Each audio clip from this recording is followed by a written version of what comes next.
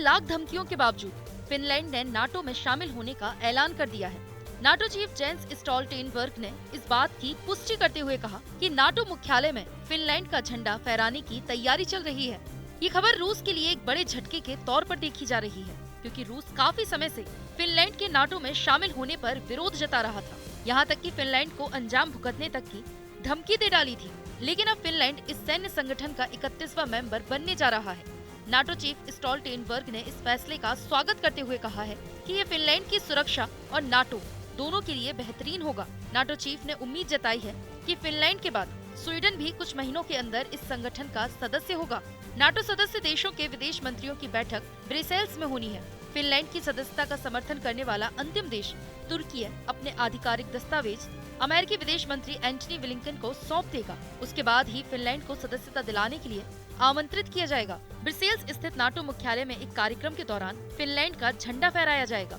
गौरतलब है कि यूक्रेन पर रूस के हमले के बाद फिनलैंड ने स्वीडन के साथ नाटो में शामिल होने का आवेदन दिया था, लेकिन उस वक्त तुर्की ने फिनलैंड की सदस्यता पर वीटो कर दिया था। लेकिन बाद में तुर्की ने फिनलैंड की सदस्यता को मंजूरी दे दी थी, लेकिन स्वीडन के नाम पर वो पीछे हट गया था। दरअसल तुर्की का मानना है कि फिनलैंड और स्वीडन दोनों उसके देश में सक्रिय आतंकी समूहों को मदद देते हैं, लेकिन स्वीडन और फिनलैंड इससे इनकार करते हैं। फिनलैंड की सीमा रूस से सटी हुई है। ऐसे में नाटो अब रूस के उत्तर में भी काबिज हो गया है।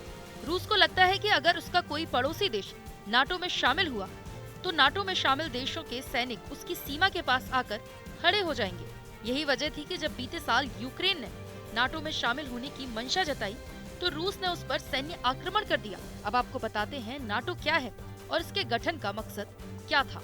नाटो एक सैन्य संगठन है जिसका मकसद साझा सुरक्षा नीति पर काम करना है। अगर कोई बाहरी देश किसी नाटो देश पर हमला करता है तो उसे बाकी सदस्य देशों पर हुआ हमला माना जाएगा और उसकी रक्षा के लिए सभी देश मदद करेंगे। दरअसल 1939 से 1945 के बीच दूसरे विश्व युद्ध के बाद सोवियत संघ ने पूर्वी यूरोप के इलाकों से सेनाएं हटाने से इनकार कर दिया था। 1948 में बर्लिन को भी घेर लिया।